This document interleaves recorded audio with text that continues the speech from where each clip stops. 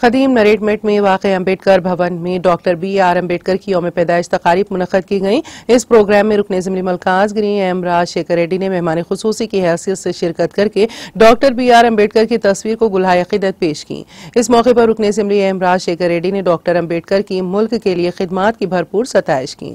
इस दौरान रुकन असेंबली ने माला और माडिगा तबके के बुजुर्गों की शॉलपोशी करते हुए उनकी हौसला अफजाई की गई।